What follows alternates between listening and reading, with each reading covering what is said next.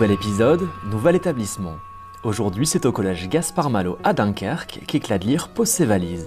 Ouvert en 1971 sur la commune de Malo-les-Bains, l'établissement compte près de 600 élèves répartis dans 23 classes. Et justement, une vingtaine d'entre eux se sont portés volontaires pour témoigner de leur rapport à la lecture devant nos caméras. Tous ont joué le jeu, seuls ou en binôme. C'est le cas de deux copines, Julie et Johanna, qui ont retenu notre attention. J'ai commencé la lecture vraiment toute petite et j'ai jamais arrêté, donc c'est devenu presque une habitude ou une routine. J'ai toujours lu depuis que je suis toute petite. J'ai commencé avec les cabanes magiques et depuis j'ai pas arrêté. Mon père, quand il lit un livre et qu'il m'explique un peu vite fait ce que c'est, si ça me branche, je le prends, sinon voilà. Mais en général, ça me branche souvent. Je ne vais pas à la librairie ni rien.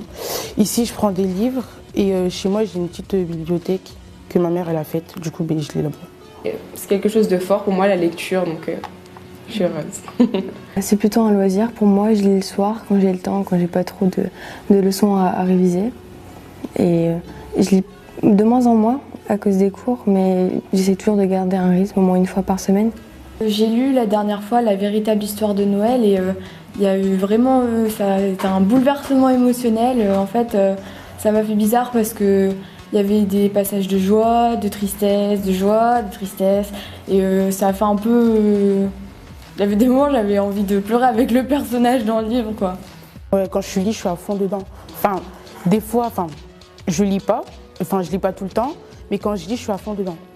Les Chevaliers d'Émeraude, vraiment, c'est grâce à mon frère qui les a lus. Et puis, comme on a acheté tous les tomes, j'ai commencé à les lire et vraiment, j'arrête pas depuis. J'ai vraiment continué sur les Chevaliers d'Émeraude. Après cette présentation, direction l'arrêt de bus pour rejoindre la Halle au sucre, où nous avons rendez-vous avec la documentaliste Caroline Semaille. Pour l'histoire, ce lieu servait autrefois à stocker le sucre issu des pays producteurs. Aujourd'hui, il abrite les archives de la ville, des salles de travail et d'exposition, et un coin lecture. Pour notre binôme, le choix n'est pas simple. Finalement, ce sera Les Orphelines d'Aberode, écrit par Audreyne. Ça a l'air intéressant comme ça à voir. C'est approchant. Non, j'ai envie de continuer. Ouais, c'est vrai, c'est vraiment entraînant et tout ça, même la façon de rédiger l'auteur. Les Orphelines d'Aberode, tome 1, Le Diable Vert, est le premier opus d'une série de 4 tomes écrits par Audreyne et paru en français en 2012. Roman d'aventure et d'apprentissage primé à 2 reprises, il bascule ensuite dans le fantastique aux 2 tiers du livre. Dans ce premier roman, le mystère se mêle à la magie et confronte le monde des adultes au travers du prisme de l'enfance. À un certain moment, on pourrait même se croire dans l'univers fantastique de Narnia lorsque Ginger découvre un autre monde peuplé de créatures extravagantes.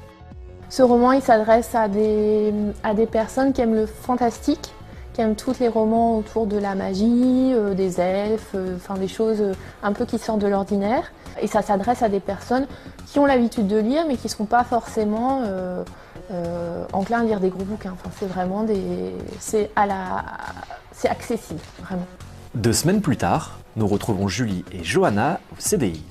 J'ai beaucoup aimé l'histoire puisque ça reste toujours un peu dans le mystère, dans les énigmes, on est toujours un peu perturbé, tout ça, parce qu'il y aura toujours une énigme sans réponse, etc. Donc vraiment, je le recommande beaucoup. Voyage vraiment dans l'imaginaire, c'est pas... déjà c'est dans l'ancien temps parce qu'au début du livre, il y a eu une visite médicale et il pesait encore avec les balances, avec les poids. Du coup, je pense que c'est il y a quand même assez longtemps. J'ai beaucoup aimé tout ça et je trouve vraiment que le livre est intéressant à lire. Personnellement, je l'ai lu en moins d'1 semaine parce qu'on est vraiment dans ce monde-là avec les personnages et tout ça.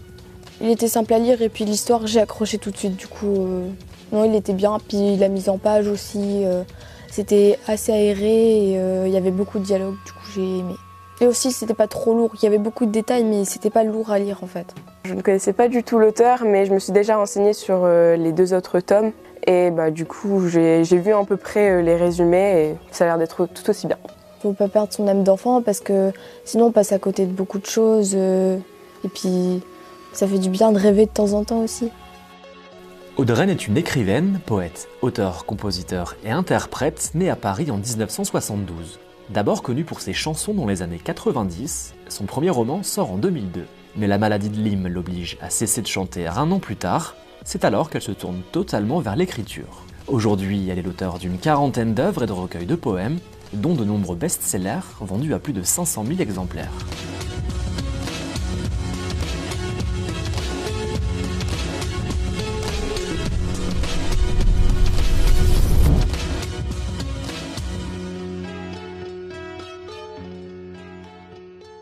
Poursuivez l'expérience éclat de lire sur notre page Facebook.